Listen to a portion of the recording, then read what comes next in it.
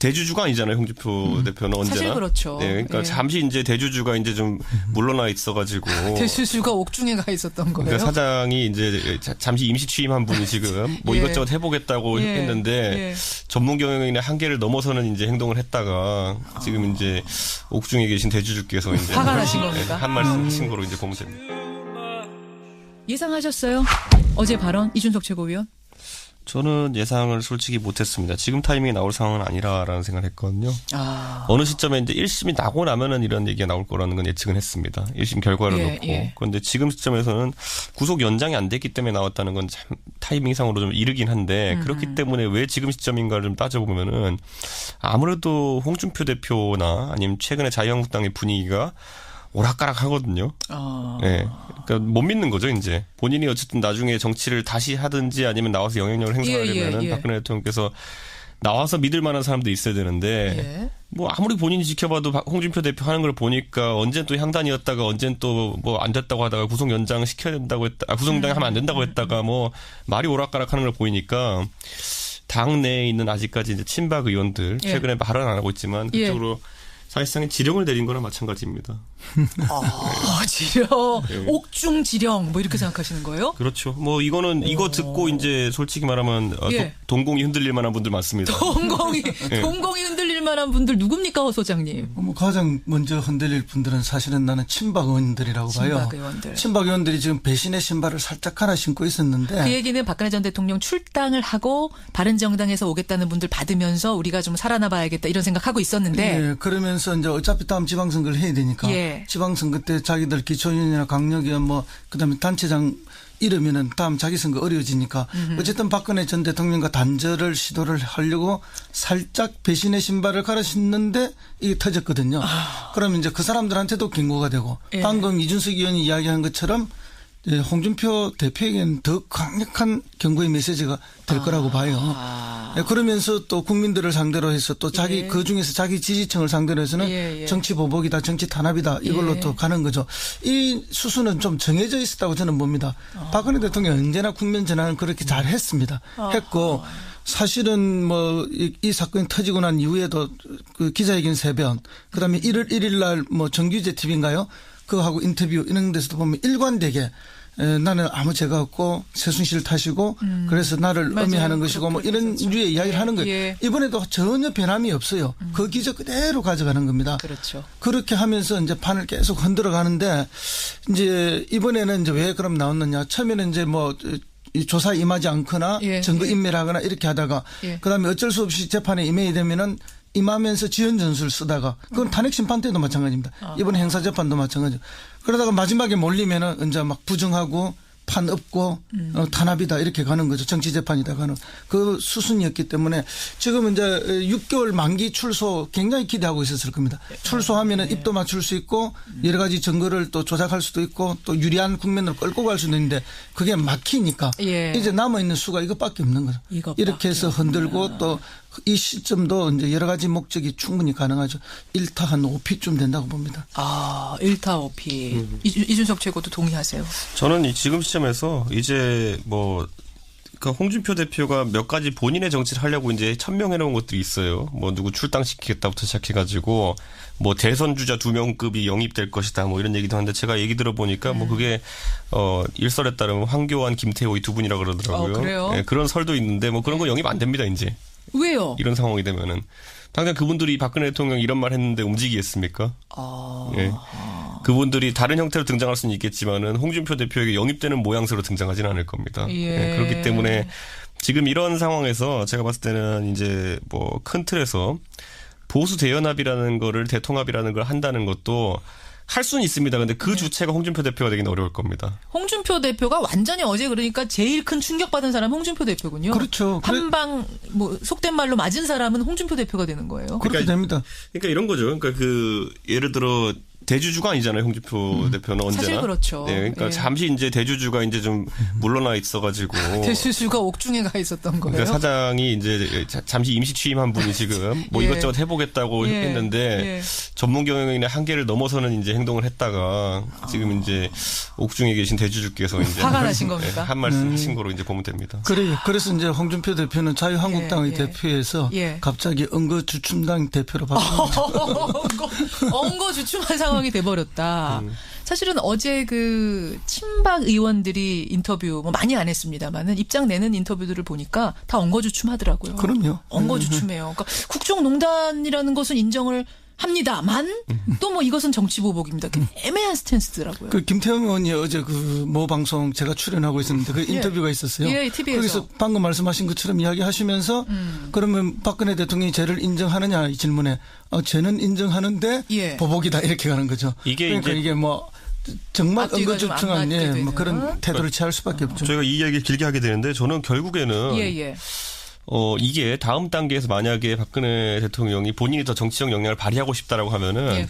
아주 세밀하게 이제 친박연대 2를 만들어라는 진영이 갈 수 있다 봅니다. 저는. 자, 여기서부터는 이제 앞으로의 관측입니다. 그렇죠. 지금까지는 이제 분석이었다면 이제 관측인데 친박연대 2라는 새로운 당을 만들라고 지시할 수도 있다. 충분히 가능한 게 예를 들어 지금 상황에서 이런 정도의 박근혜 대통령 입장이 나왔는데 예. 예를 들어 최경환 의원이라든지 좀 비중 있는 친박을 출당시키려고 한다 예. 했을 때 그분들이 꿈꿀 수 있는 게 뭐냐면은 그러면 우리도 피해자 홍준표 대표에게 이렇게 억울하게 출당당한 피해자면서 옥중에 있는 박근혜 대통령을 지지하는 정당이다 해가지고 또 하나 만들어 오면은 요거는 약간 그 아무리 같은 친박이라 하더라도 예. 조원진 의원 같은 분들이 가지고 있는 그 무게감이나 아니면 또 정치적 포섭력이랑 예. 그 친박 핵심들이 갖고 있는 포섭력은 또 다릅니다. 다르죠. 그 말은 뭐냐면 무게감. 예를 들어 TK 예를 들어 내년에 지방선거가 있는데 예. 전 지역구에 시장 군수 후보 낼 수 있습니다. 그분들이라면은 충분히 능력이 됩니다. 그리고 상황 전개에 따라 가지고는 당선될 수도 있습니다. 예. 또는 당선이 안 되더라도 표를 갈라 가지고 민주당이 당선되게 만들 수도 있습니다. 저는 그러니까 이런 지점을 봤을 때 이런 리스크를 감수하면서까지 그러면 친박 청산을 할 수 있겠느냐 홍준표 대표가 예. 이미 그 길은 막혔다라고 이제 보는 게 그럼 이제 맞습니다. 관측을 하자면 일단 박근혜 전 대통령 출당 조치는 끝났다고 보시는 거고 이 상황에서 하면 저는 홍준표 대표를 굉장히 결단력 있는 지도자로 저는 상한가 바로 올리는 인정하고 겁니까? 지금까지 제가 한 6개월 동안 홍준표 대표에게 했던 모든 제가 비판을? 했던 부정적 코멘트를 다 처리하겠습니다. 그 정도로 출당은 물 건너갔다. 허 소장님도 그렇게 아니 보세요? 그렇게 정도 출당을 해낼 수 있으려면 예. 홍준표 대표가 자기 세력이 있어야 되는데 예. 결국 이제 뭐 결단 얘기나 뭐 정치적 강한 그런 예. 세력을 기반으로 하는 건데 홍준표가 부족해요? 그런 세력이 없습니다. 없어요? 그렇기 지지 때문에 기반이. 이제 저는 쉽지 않을 거라 보고요. 어쨌든 뭐 그럼에도 불구하고 여러 가지 대응이 나올 텐데 뭐 여야의 예. 대응이 다 있겠죠. 거기에 따라서 박근혜 예. 대통령은 예. 뭐 옥중 농성을 통한 뭐 걸석 재판이라든지 심한 경우에 옥중 단식도 진행할 수가 있다. 세 번째 관측이 하나 더 나왔습니다. 저는 근데 옥중 단식. 저는 개인적으로 지금 홍준표 대표를 조롱하는 게 아니라요. 예. 진짜 그런데 지금 시점에서 친박 청산이라는 건 홍준표 대표가 지금처럼 뭐 기술적인 어떤 측면에서 이해할 것이 아니라 어떤 결기가 필요한 행동입니다. 그렇죠. 네, 근데 정말 지금까지 소신을 이제 가진. 지금까지 한 6개월 정도 이제 진행되는 모습을 보면은 5개월 정도 진행되는 모습을 보면은 예. 홍준표 대표가 눈치를 많이 봐요, 아직까지도. 그래요. 네, 그렇기 때문에 그 결기가 부족하기 때문에 아하. 이런 일이 진행이 안 되고 있는 건데 따라서 저는 굳이 뭐 제가 조롱하고자 이런 얘기를 하는 건 아니고 예, 홍준표 대표가 상황에 따라서는 더 이상 밀리면 안 되겠구나라는 판단을 할 수도 있을 거라고 봅니다. 그러면은 또 출당을 밀고 나갈 수도 있다. 근데 이제 그러니까 핵심은 뭐. 지금 자유한국당을 지지하는 지지 분포를 뭐 이제 여론조사 기관에서 많이 조사하겠지만은 홍준표 대표를 지지하면서 자유한국당을 지지하는 숫자하고 예. 박근혜 전 대통령을 지지하면서 자유한국당을 지지하는 숫자 비교해 봤을 때 과연 어느 쪽이 더 많겠습니까? 후자가 압도적으로 그렇죠. 많겠죠. 바로 거기에서 홍준표 대표의 행동에 제약이 계속 생깁니다. 소신을 더 발휘하기가 쉽지 않은 그렇습니다. 걸림돌이 바로 그 지점이다. 보통 근데 정치적으로 이제 감각이 이제 좀 아주 촉이 아주 뛰어나가지고 예. 동물적 감각을 자랑하는 뭐 예전에 삼김 이런 정도 사람 아니면은 예. 보통은 여론조사 수치 많이 따라갑니다. 마음이 약하니까. 그런데 예. 지금 시점에서 그 여의도 연구소에서 이제 그 자유한국당에서 많이 돌린 조사가 예. 이런 거랍니다. 결국 통합 시나리오상 어떻게 될 것이냐, 아니면 누군가를 출당했을 때 당 지지율이 어떻게 변화할 것이냐 네, 예. 이런 것들을 보고 있는데 지금 들리는 소문에 따르면은 거기에 따라서 홍준표 대표가 움직이고 있는 부분이 있다고 합니다. 여의도 연구소 조사에 따라서. 그 방향성과 맞게. 그런데 당장 지금 아까 말했던 것처럼 우리가 분석하기로는 그 출당 자체가 굉장히 리스크가 크다. 그렇죠. 왜냐하면 그 뒤에 따를 수 있는 다른 정계 개편 요소가 있기 때문에. 하지만 대중적 지지율은 올라간다라는 지금 조사가 나오고 있다라는 얘기가 있기 때문에 그 친박 청산했을 때 그 지점에서 아마 홍준표 대표가 결단 내릴 수 있는 지점이 있습니다. 제가 그런 보기에는. 상황이었는데 박근혜 전 대통령이 한마디를 던졌기 때문에 그 여론조사 바뀔 것 같은데요. 또 지지자들 오늘부터 상대로 또 돌려줘. 조사 이제 또 돌려야지 이제. 자, 세 가지 관측해 주셨어요. 하나는 박 전 대통령 출당 조치 쉽지 않을 거다. 게다가 친박연대2 같은 이제 새로운 당을 만들라는 이런 지시가 또 내려질 수 있다. 옥중에서. 그렇죠. 네. 세 번째, 옥중 농성이나 단식 같은 형태가 이어질 수 있다. 변호사 사임 정도가 아니라 지켜보겠습니다. 변호인이 총사퇴했습니다. 우선 변호인이 총사퇴하게 되면 그 다음 수순으로 법원이 뭐랄까요, 권유하거나 또는 법적으로 해야 될 일이 뭡니까? 일단 이게 그 필요적 변호 사건이라 그래가지고 예. 그 사형 무기 법정형이 그런 경우 최고형이 그런 경우에는 변호인이 없으면 개정을 할 수가 없게 돼 있습니다. 그러니까 변호인을 이제 사선 변호인을 선임을 하던가 네. 아니면 선임을 안 하면 법원에서 직권으로 국선 변호인을 선정해서 선임을 해야 되는 거죠. 그러니까 법원이 할 일은 그겁니다. 그러면 국선을 만약에 선임했는데 국선을 선임했어도 진행이 안 될 경우도 있습니까? 거의 없어요. 거의 없는데 왜냐하면 국선 변호인이 그러니까 아주 그냥 거칠게 말씀드리면 공판 개정을 위한 형식적인 요건이 될 수 있거든요. 그냥 앉아만 있으면 됩니다. 개정을 못 한다는 거니까 심지어 이제 좀 여담이긴 한데 예전에 보면은 사법연수생도 국선 변호인이 될 수 있어가지고 사건 내용 전혀 모르고 들어갔다가 이제 재판부에서 이런 거 반대신문을 좀 해봐라 이렇게 권유를 하는 그런 경우도 있고 그랬었거든요. 옛날 얘기긴 하지만 그러니까 이제 개정 필요 요건이기 때문에 법정이 열리지 않는 그런 경우는 거의 없습니다. 다만 이제 그거는 뭐냐면 국선 변호인이 선정되고 바로 처음 기일, 그러니까 예를 들어서 아마 19일이 되지 않을까 싶은데 그 경우에는 아무리 그래도 국선 변호인이 재판 준비를 해야 되니까 그 경우에 기록 검토도 해야 되고 접견도 해야 되고 하기 때문에 그런 시간이 필요해서 한번 공판 기일을 연기를 할 수 있는 그런 정도는 되는데 그 이후에는 이제 아예 법정이 열리지 않거나 그런 경우는 현실적으로는 불가능하죠. 법률적으로는. 근데 이제 피고인을 만나야 되지 않습니까? 그렇죠. 예. 피고인을 면담을 해야 되는데 박근혜 전 대통령이 생각해보면 출석을 거부한 적도 있고 증인 출석을 거부한 적도 있고 본인 재판도 거부한 적이 있는데 피고인도 스스로 안 만나겠다고 해버리면 피고인 면담도 못한 상황에서 국선 변호인이 변론을 진행할 수 없다 이럴 수는 없습니까? 이런 일은?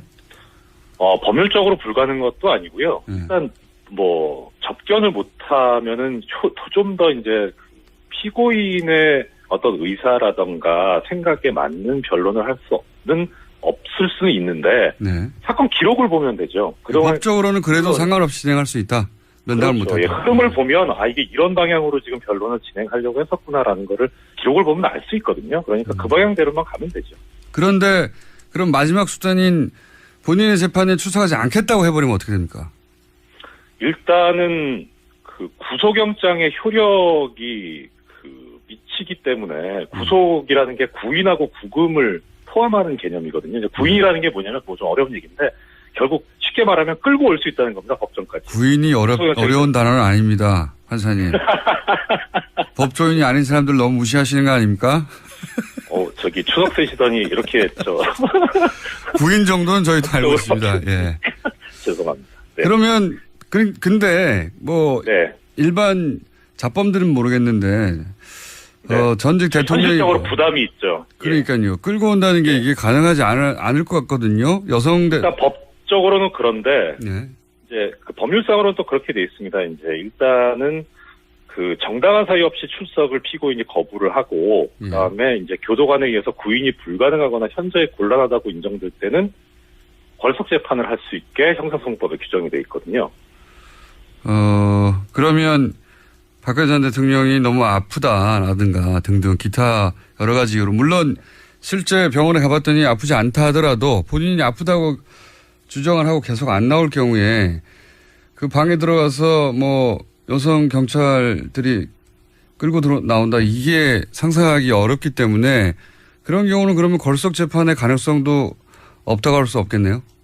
법률적으로는 가능한데 쉽지는 않을 겁니다. 왜냐면은 어차피 지금 이게 박근혜 전 대통령, 박근혜 피고인 쪽에서 정치적인 재판으로 아예 규정을 해서 그쪽으로 몰고 가고 있기 때문에 법원 재판부 입장에서 그쪽에 말려서는 안 되거든요. 그러니까 법정에서도 이제 구속영장을 추가로 발부를 하면서 이것이 법리적인 근거에서 발부한 것이지 어떤 정치적 고려가 없었다는 걸 강조를 했었다고 하는 거 보면 재판부도 상당히 인식을 하고 있는 것 같아요. 그래서 조금 전에 이제 말씀하셨던 뭐 법률적으로야 구인이 가능하긴 하지만 현실적으로 가능하겠냐라는 부분하고 마찬가지 맥락에서 걸석 재판도 법률적으로는 가능한데 현실적으로 그렇게 할 수 있겠느냐. 오히려 그렇게 하는 경우에는 그것이 박근혜 피고인 쪽에서 바라는 것일 거거든요. 그러니까 탄압받고 있다. 뭐 출석도 안 했는데 재판을 열더라 이런 식으로. 그러니까 쉽지는 않을 겁니다. 그런데 양쪽 다 수단이기 때문에 예. 아니 강제구인도 갈 수 있죠. 예. 강제구인도 어렵고 걸석 재판도 어려우면 네. 이게 이제 공판을 열지 못하고 계속 딜레이가 되는 거 아닙니까? 그렇죠. 네. 예. 그런데 그런 식으로 그걸 바랄지도 모르겠습니다만 그렇게 계속 바라고 있을 것 같아요. 예, 계속 지연되면 그게 박근혜 전 대통령에게 유리하게 작용하나요? 저는 유리할 것 같습니다. 왜냐하면은 이게 법정 최고형이 무기징역이기 때문에 만약에 유기징역형이 선고가 된다면 빨리 재판을 끝내고 해도 뭐 상관이 없을 수 있는데 일단은 어떻게 되든 간에 지금 법이 예전에는 그러니까 지금 현재 미결 상태잖아요. 형이 확정이 안 됐잖아요. 그러니까 형이 선고가 되면 그거를 기결수로 살아야 되는데 미결수이기 때문에 원칙적으로는 이게 본형의 그 형을 산 걸로 안 되게 돼 있었는데 옛날 법에는 이제 법이 바뀌어서 다 지금 산 걸로 간주하게 돼 있거든요. 그러니까 어차피 형의 산입되니까 네, 조금 더 없어요. 조금 더 편한 곳에 있는 게 낫다. 예, 그렇죠. 그리고 두 가지 경우로 또 따져볼 수 있는데 하나는 일단은 좀 오판을 한 것 같긴 하지만 어떻든 지금 현 재판부에는 기대할 게 없다라고 그렇게 생각을 한 것 같고 그러면 지금 추가로 발부된 구속영장의 효력이 최장 내년 4월까지 효력을 가지고 있는데 내년 2월에 법원 정기 인사가 있거든요. 그때 법원이 지금 현재 재판부가 바뀌기를 바라는 것일 수도 있고 또 하나는 그렇게 또 6개월을 흘렀을 때 또 이제 구속영장 효력이 또 소멸하게 되니까 그러니까 또 뭐 어차피 만약에 무기징역을 선고받을 거라면 뭐 지금 6개월이든 1년이든 이게 문제는 아니지 않습니까? 그렇게 무기징역을 예정하고 하는 행동이라고 생각하면 유리한 것이고 그게 아니라 뭐 유기 그러니까 한 뭐 10년 뭐 15년 이렇게 생각하고 하는 행동이라면 불리한 행동이고 뭐 불리하다고까지 할 수는 없는데 그래도 뭐 썩 그렇게 좋은 수는 아니죠. 네. 근데 이제 무엇보다 무기징역이라고 스스로 생각한다면 이건 유리한 부분이 있다. 네, 그렇죠. 그렇군요. 그렇게 생각했을까요? 네. 뭐 어차피 뭐 공장장님께서도 있었고요. 죄송합니다. 공장장님께서 처음에 짚어주셨지만 탄핵 때에서부터 작전 자체가 지연 전술이었잖아요. 그래서 그 맥락에서 지금도 전혀 변하지 않은 것 같고요. 아마 계속 끝까지 그렇게 가지 않을까 싶습니다. 뭐 증인도 지금 그러니까 하나 예를 들어서 보자면 변호인단이 사퇴를 했잖아요. 근데 이게 사임이라는 게 어떤 경우에 하는 거냐면 변호인 쪽에서 스스로 내가 변론을 못하겠다라고 포기를 하는 그런 행위인데 이게 보면 사퇴가 아니고 어떻게 보면 해임을 하는 게 맞았었거든요. 그렇죠. 변호사가 필요 없다는 거잖아요. 그런데 사임을 한 거를 보면 이거는 어떤 법률적인 그런 의미의 행동이 아니라 정치적인 행동이기 때문에 어떻게든 시간을 끌어보겠다는 그런 거죠. 그렇게 해서 국선 변호인 선임하는 것 절차까지 가도록 하고 그렇게 해서 시간을 끌겠다라는 그런 걸로밖에 보이지 않습니다. 알겠습니다.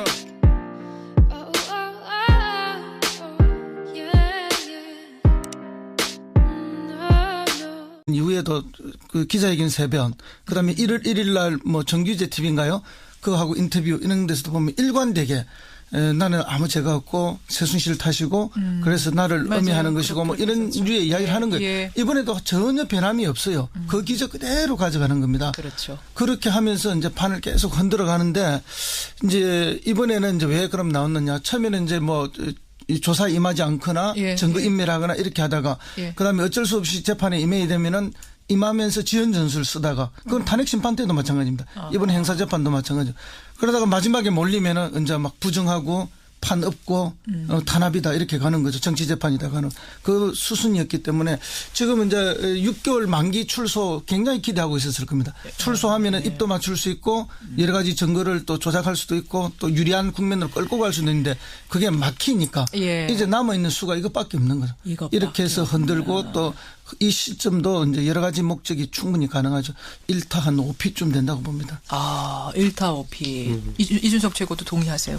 저는 지금 시점에서 이제 뭐 그러니까 홍준표 대표가 몇 가지 본인의 정치를 하려고 이제 천명해 놓은 것들이 있어요. 뭐 최근에 말은 안 하고 있지만 그쪽으로 사실상의 지령을 내린 거나 마찬가지입니다. 지령, 옥중 지령, 뭐 이렇게 생각하시는 거예요? 그렇죠. 뭐 이거는 이거 듣고 이제 솔직히 말하면 예. 동공이 흔들릴 만한 분들 많습니다. 동공이 흔들릴 만한 분들 누굽니까, 허 소장님? 뭐 가장 먼저 흔들릴 분들은 사실은 나는 친박 의원들이라고 봐요. 친박 의원들. 친박 의원들이 지금 배신의 신발을 살짝 하나 신고 있었는데 그 얘기는 박근혜 전 대통령 출당을 하고 바른정당에서 오겠다는 분들 받으면서 우리가 좀 살아나 봐야겠다 이런 생각하고 있었는데 예, 그러면서 이제 어차피 다음 지방선거를 해야 되니까 예. 지방선거 때 자기들 기초위원이나 강력위원 뭐 그다음에 단체장 이러면은 다음 자기 선거 어려워지니까 어쨌든 박근혜 전 대통령과 단절을 시도를 하려고 살짝 배신의 신발을 갈아 신는데 이게 터졌거든요. 그러면 이제 그 사람들한테도 경고가 되고 예. 방금 이준석 의원이 이야기한 것처럼 홍준표 대표에게는 더 강력한 경고의 메시지가 될 거라고 봐요. 그러면서 또 국민들을 상대로 해서 또 자기 예. 그 중에서 자기 지지층을 상대로 해서는 예. 정치 보복이다, 정치 탄압이다 이걸로 예. 또 가는 거죠. 이 수순은 좀 정해져 있었다고 저는 봅니다. 박근혜 대통령 언제나 국면 전환을 그렇게 잘 했습니다. 했고 사실은 뭐 이 사건이 터지고 난 누구 출당시키겠다부터 시작해가지고 뭐 대선 주자 2명급이 영입될 것이다 뭐 이런 얘기도 하는데 제가 얘기 들어보니까 뭐 그게 일설에 따르면 황교안, 김태호 이 두 분이라 그러더라고요. 그래요? 예, 그런 설도 있는데 뭐 그런 거 영입 안 됩니다 이제. 왜요? 이런 상황이 되면은 당장 그분들이 박근혜 대통령 이런 말 했는데 움직이겠습니까? 예. 그분들이 다른 형태로 등장할 수는 있겠지만은 홍준표 대표에게 영입되는 모양새로 등장하지는 않을 겁니다. 예. 그렇기 때문에 지금 이런 상황에서 제가 봤을 때는 이제 뭐 큰 틀에서 보수 대연합이라는 거를 대통합이라는 걸 한다는 것도 할 수는 있습니다. 근데 그 주체가 홍준표 대표가 되긴 어려울 겁니다. 홍준표 대표가 완전히 어제 그러니까 제일 큰 충격받은 사람 홍준표 대표군요. 그렇죠. 한방 뭐 속된 말로 맞은 사람은 홍준표 대표가 되는 거예요. 그렇게 됩니다. 그러니까 이런 거죠. 그러니까 그 예를 들어 대주주가 아니잖아요. 홍준표 대표는 언제나. 사실 그렇죠. 네, 그러니까 예. 잠시 이제 대주주가 이제 좀 물러나 있어가지고. 대주주가 옥중에 가 있었던 거예요. 그러니까 사장이 이제 잠시 임시 취임한 분이 지금 뭐 예. 이것저것 해보겠다고 예. 했는데 예. 전문 경영인의 한계를 넘어서는 이제 행동을 했다가 지금 이제 옥중에 계신 대주주께서 이제 화가 나신 겁니까? 한 말씀 하신 거로 이제 보면 됩니다. 그래요. 그래서 이제 홍준표 대표는 자유한국당의 예. 대표에서 예. 갑자기 언거주춤당 대표로 바뀌었죠. 엉거 주춤한 상황이 돼버렸다. 사실은 어제 그 친박 의원들이 인터뷰 뭐 많이 안 했습니다만은 입장 내는 인터뷰들을 보니까 다 엉거주춤하더라고요. 그럼요. 엉거주춤해요. 그러니까 국정농단이라는 것은 인정을 합니다만 또 뭐 이것은 정치보복입니다. 애매한 스탠스더라고요. 그 김태형 의원이 어제 그 모 방송 제가 출연하고 있었는데 그 인터뷰가 있었어요. 예, TV에서. 거기서 방금 말씀하신 것처럼 이야기하시면서 그러면 박근혜 대통령이 죄를 인정하느냐 이 질문에 죄는 인정하는데 예. 보복이다 이렇게 가는 거죠. 이게 그러니까 이제 이게 뭐 정말 앞뒤가 좀안 언거주춤한 맞게 되는. 뭐 그런 태도를 취할 수밖에 없죠. 저희가 이 이야기를 길게 하게 되는데 저는 결국에는 예. 이게 다음 단계에서 만약에 박근혜 대통령이 본인이 더 정치적 역량을 발휘하고 싶다라고 하면은 예.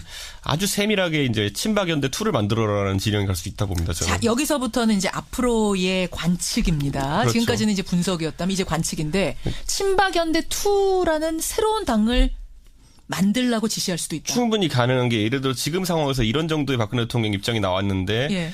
예를 들어 최경환 의원이라든지 좀 비중 있는 친박을 출당시키려고 한다 예. 했을 때 그분들이 꿈꿀 수 있는 게 대주주가 아니잖아요. 홍준표 대표는 언제나. 사실 그렇죠. 네, 그러니까 예. 잠시 이제 대주주가 이제 좀 물러나 있어가지고. 대주주가 옥중에 가 있었던 거예요. 그러니까 사장이 이제 잠시 임시 취임한 분이 지금 뭐 예. 이것저것 해보겠다고 예. 했는데 예.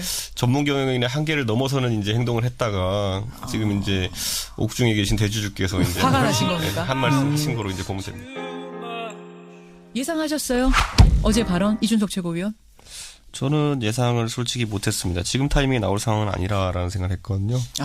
어느 시점에 이제 1심이 나고 나면은 이런 얘기가 나올 거라는 건 예측은 했습니다. 1심 결과를 놓고. 그런데 지금 시점에서는 구속 연장이 안 됐기 때문에 나왔다는 건 참 타이밍상으로 좀 이르긴 한데 그렇기 때문에 왜 지금 시점인가를 좀 따져보면은 아무래도 홍준표 대표나 아니면 최근에 자유한국당의 분위기가 오락가락 하거든요. 네. 그러니까 못 믿는 거죠, 이제. 본인이 어쨌든 나중에 정치를 다시 하든지 아니면 나와서 영향력을 행사하려면은 박근혜 대통령께서 나와서 믿을 만한 사람도 있어야 되는데 뭐 아무리 본인이 지켜봐도 홍준표 대표 하는 걸 보니까 언젠 또 향단이었다가 언젠 또 뭐 안 됐다고 하다가 구속 연장 시켜야 된다고 했다. 구속 연장하면 안 된다고 했다가 뭐 말이 오락가락 하는 걸 보이니까 당 내에 있는 아직까지 이제 친박 의원들